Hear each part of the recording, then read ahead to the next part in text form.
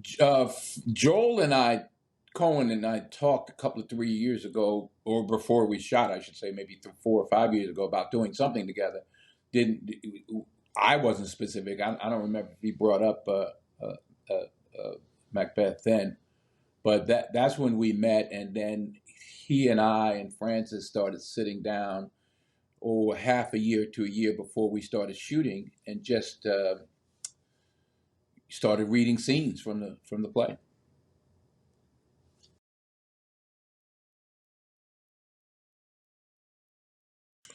We had we rehearsed the film like it was a play. We sat around a table. We stood the play up on its feet. We did the blocking almost like you would block out a play, and it was all shot on sound stages. So it was like being on stage.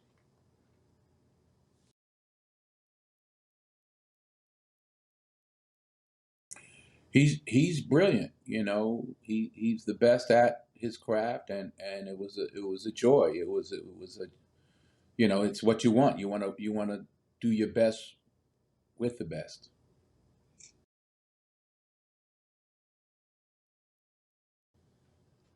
I don't think about it that way. It's not like I'm sitting there comparing it to something else I've done.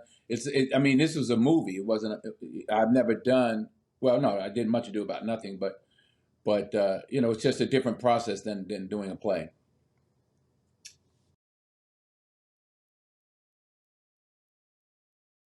Francis is brilliant, and powerful, and obviously very talented, and as is our entire cast. It was really, I think, us, Joel and Francis and I, got a lot of energy from the younger actors and actresses and what they were bringing to the table.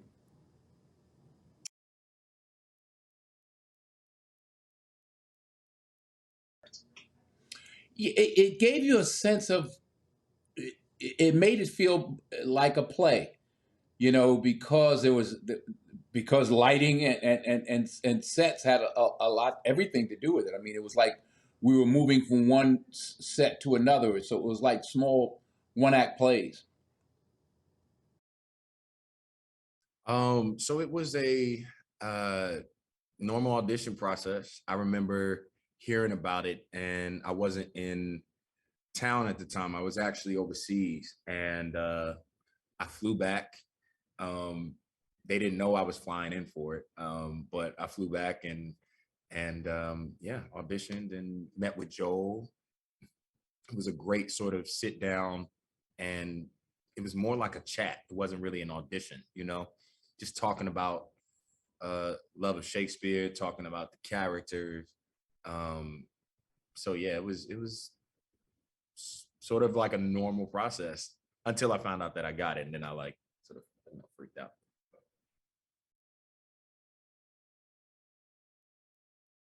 We had 3 weeks of, or maybe a little more, give or less, give or take, of rehearsal. It started out with just a lot of the people, the American actors, and then the British actors hadn't gotten in yet until later on in the process.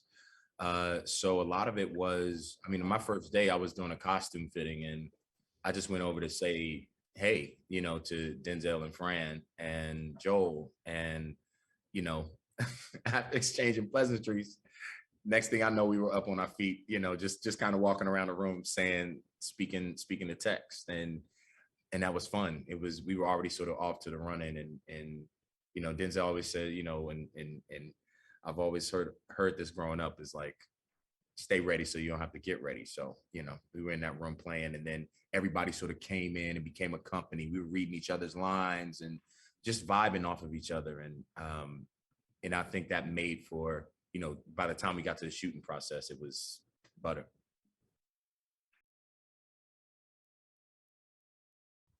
Joel's just a master. He's just a collaborative individual, but also extremely unassuming. He's very specific, and very detail oriented in terms of his vision. And I think he honestly, I think he created a cinematic masterpiece.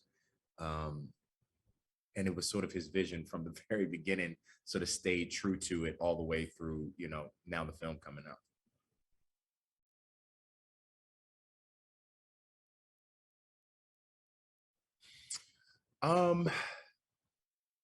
I think it's different and also the same in many respects. It's different in that, you know, he's Joel sort of had his own, he sort of puts his own spin on it. You know, but it also Shakespeare is sort of Coen-esque before the Coens were the Coens, and you know, they sort of speak the same language. And so to be able to watch him sort of put the pieces together was just extremely fascinating. His mind is so facile, and watching, you know, just watching him up close, I was just like watching an artist sort of paint with one of his favorite artists, Shakespeare. You know what I mean? It's like watching that conversation happen. And it's just thrilling. So, you know, it's different, but at the same time, it's like, you know, he comes with the same energy and the same just level of respect that a lot of my favorite directors, you know, have for Shakespeare. So it's just it was just an incredible melding of minds and energy and art.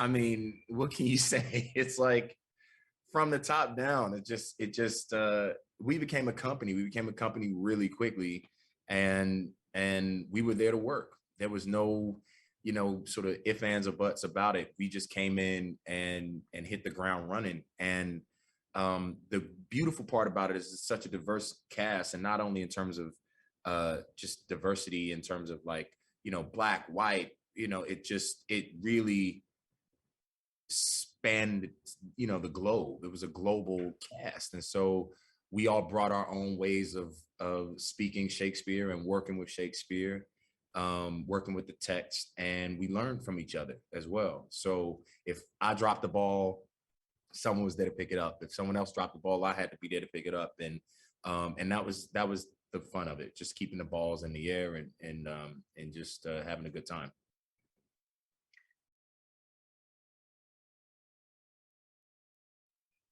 I think I don't know if it changed. I don't know if it changed the way I worked. I definitely would say it enhanced a lot of it. Walking in to the Warner Brothers stages, you know, the sound stages, everything was shot on a sound stage, which in and of itself is a feat and like incredible. Um, but being able to watch, being able to like sit back and watch, like it was like going to school every day, right? Like I would sit on set and just watch, you know, Denzel and Fran and these huge, beautiful set pieces and these costumes come to life in a way that didn't necessarily happen in the rehearsal room. Like there's another level of you know, there's the other part of the conversation that happens once you put those shoes on, you know, once you walk into the room and you see. And it was just it's just incredible. And yeah, it changed. I mean, it changes a lot. I mean, I'm on a horse inside of a soundstage riding down a long pathway, and it changes, you know, things. It makes, you know, so it was just all of those elements speak to each other in a way that I think is just stunning in this film. Joel emailed me when I was in Athens one summer, playing Prometheus Bound at the Regent Theatre of Epidaurus. And I think it's one of the most important emails that have fallen in my inbox, because I've been a fan for so many years of the Coen brothers films. I've loved every single one. And the email said, "Hey, Kathryn, doing a movie of the Tragedy of Macbeth. Might you be interested in playing the three witches?" And which it was an offer I couldn't refuse, as they say. I was thrilled.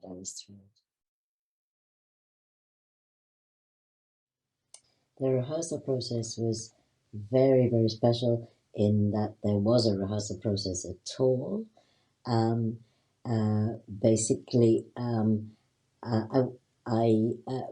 main rehearsals were with Denzel, and we would explore the scenes, and there was talk of how to approach the verse speaking and not make it sound stentorian or stuffy, make it sound natural. So Denzel did many explorations in that sense.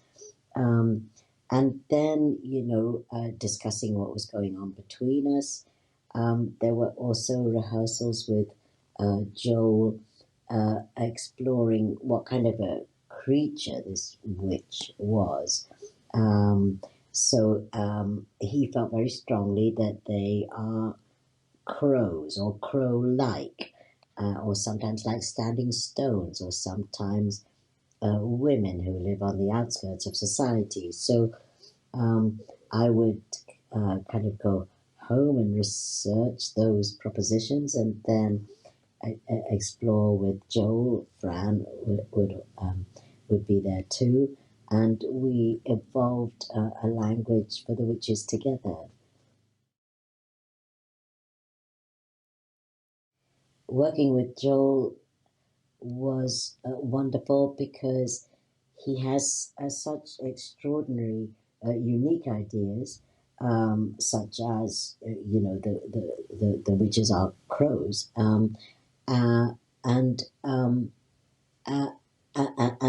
but he's interested in process, so.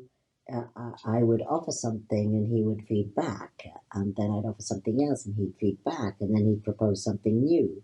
So it really felt like a dialogue, and not what sometimes happens, which is when a director says, it's like this, do it like this, which doesn't feel creative. So I think one of the most creative experiences I've ever had.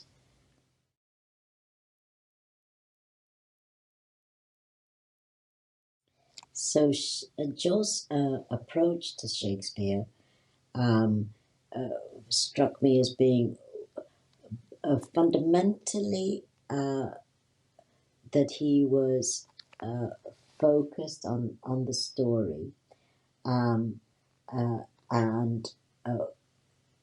fascinated by the themes, that it's about time, it's about murder, it's also a thriller, and he researched for a long, long time how to create this world, the world that Macbeth and all the characters live in, and was convinced very early on that it wasn't a naturalistic, it wasn't based in Scotland, as it were. And I think what's genius in what he's created with Bruno D'Abonel and the other collaborators is that it has a mythic sense, an epic sense, by being in black and white, by not being naturalistic, but very, very strong atmospherically and very deeply connected to what the characters are going through. And so where it differs from other people's vision at directors is that sometimes directors, whether in the theatre and film field, they have to, well, certainly in the theatre, have a concept and then they slap on the concept and it becomes a bit rigid. But Joel was very fluid. It was as if he was writing to Shakespeare every night, kind of going, shall we do this? And the language and the world of it evolved. To work with the rest of the cast was wonderful. I didn't see in rehearsal because I was in New York playing Time of Athens, so I was mainly working with Denzel, and and Fran was there all the time as well, which was amazing because her insights are always extraordinary and unique, and you go, thank God for that, you know. But I think what's exciting is that this mixture of American and UK cast. Joel said and Fran that initially they'd thought to ask us to do a kind of general American accent, and then Joel ditched that idea and said no, he was interested in this diversity of sound, and that altogether it would make a unity, and not least because it's bound by the idiom of black and white. So that's very exciting, a mixture of UK, American actors, some with theatre experience, some with more film experience. So it's so exciting what is that is the film is going out there and will appeal to audiences who normally may not be Shakespeare fans, and I can feel that Shakespeare is saying thank you very much to Joel for creating a piece of storytelling that is so accessible.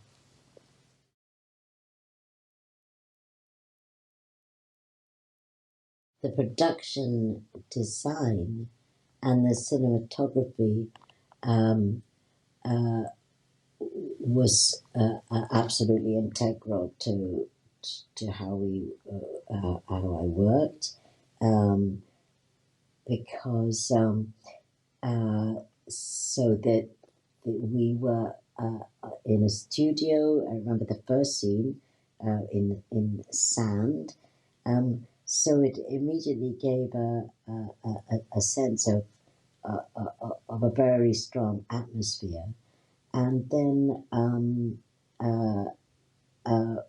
Bruno was so like twinned with Joel. So it was very much working together to accomplish how they saw the shot.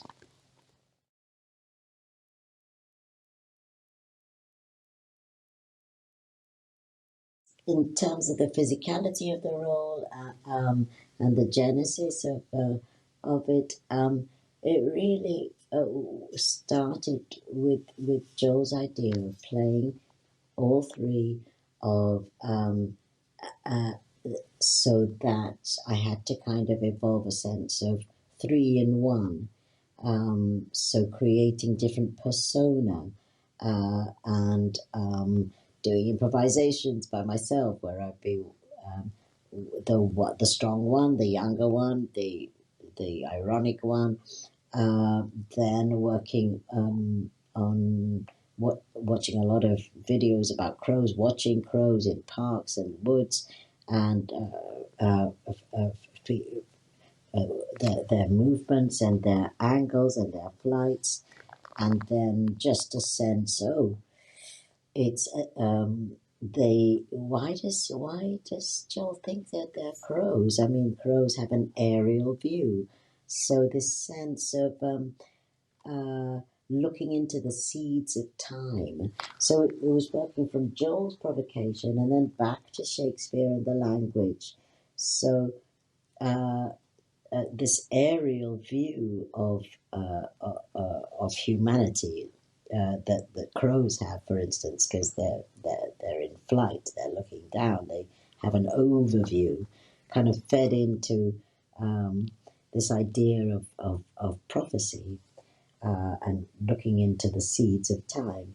And then it was working with Denzel and feeling that it was very much about quite an intimate relationship.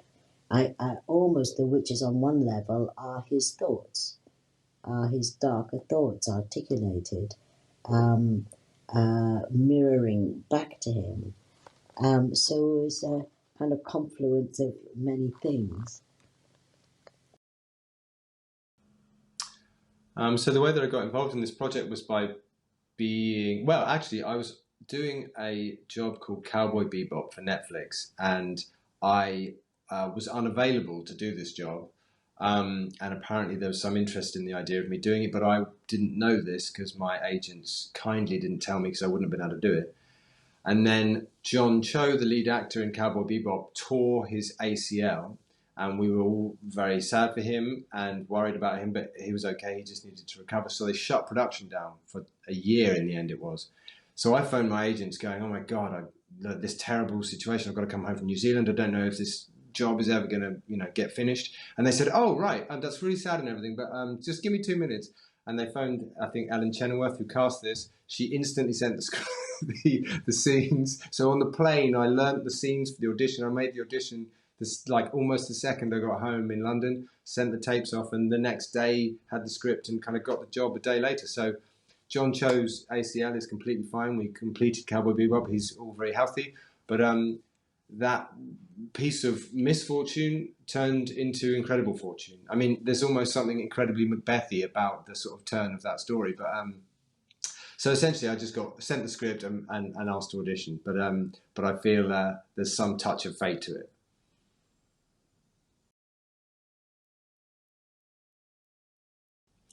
We were really lucky in this job, which is not usually the case in films, to have a rehearsal process of about 3 weeks. Almost all of us together in a massive room on the Warner Brothers lot where we shot. And the sets had been taped out on the floor like you would in a theatre rehearsal. We spent a long time around the table reading through the play a bunch of different times. We discussed the language, discussed the scenes and what they meant. Tried different accents. The British actors had to try American accents for a while, and then the Americans tried to kind of flatten their accents so that we could meet in the middle. And in the end, it was decided that we should use our own accents. One of the great pleasures of that, not only was it that we could get together as a company and improve the work, but also was to get used to having people like Joel and Denzel and Fran in the room with you, which can be intimidating in terms of acting with them.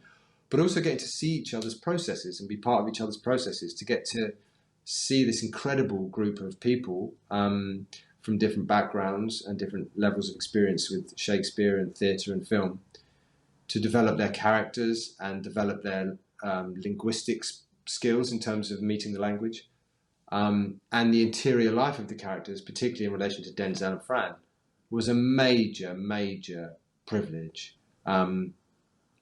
And personally, for me to get to work with Joel so much in terms of trying to work out who this version of Ross was, meant that when we came to shooting on set, we had a much firmer idea of what we were doing than we might. It was a great, great privilege.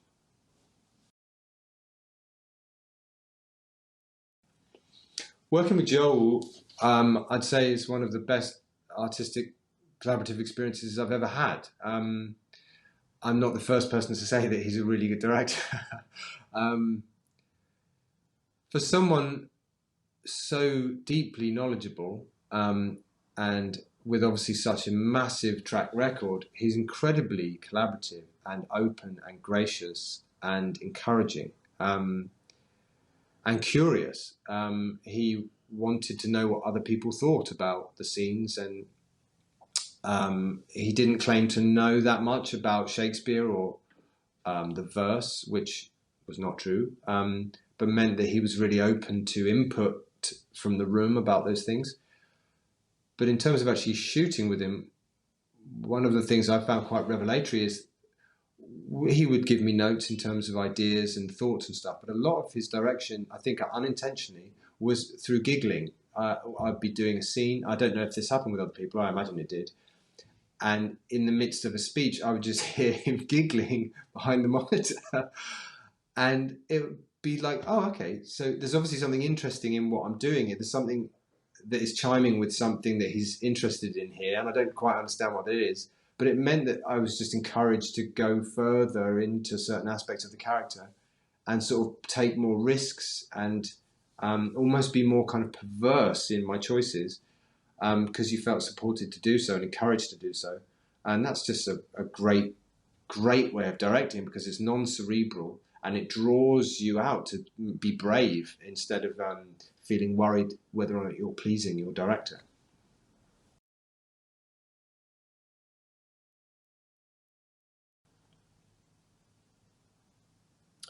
I think what's really fascinating about Joel's approach to our approach to Shakespeare is that he really went towards each individual's way of approaching it. We did work together on iambic pentameter a bit, and you know, people would share some experience in that respect, but he was really keen on the individuality of the performer. And we had an interesting experience because we had to shut down for COVID. When we came back and only had 2 weeks left, Joel had basically cut together everything that we'd already shot. Him and Bruno and Fran, I think, lived like together for however long that was, counting the film together. So Joel already had a sense of what was working, and I think he was really excited by the differences of styles. So he really just tried to pull out your own individual way of your connection to it, I guess.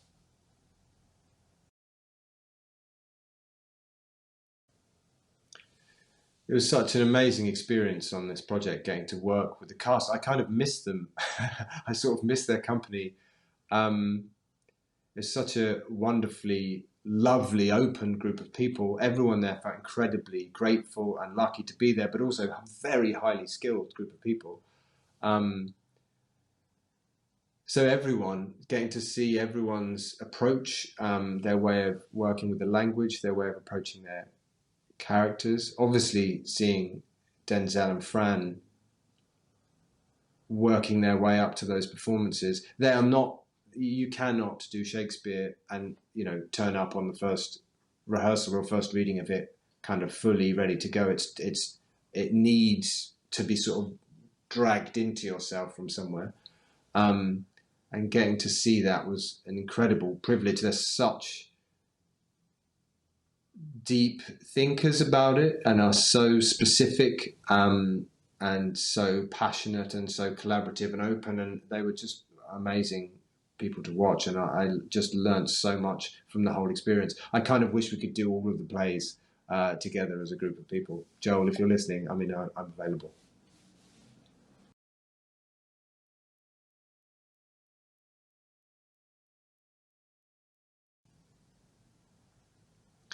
I think the great thing about filmmaking is that sometimes the collaboration is really obvious to you in that you're discussing, you know, what we should do here and what do we want and what do you think the character is.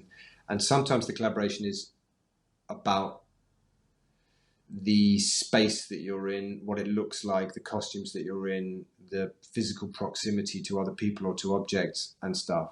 And it can affect you in a very conscious way or a very unconscious way. I think the non-realistic, naturalistic nature of this production, certainly seeing on the monitor, the black and white, the aspect ratio, the chiaroscuro lighting, the dark and light,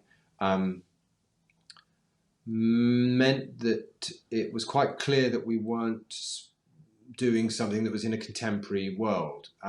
So it meant that you could, especially with my character, sit in a slightly other place or heightened place, which you're not even necessarily aware of while you're doing it.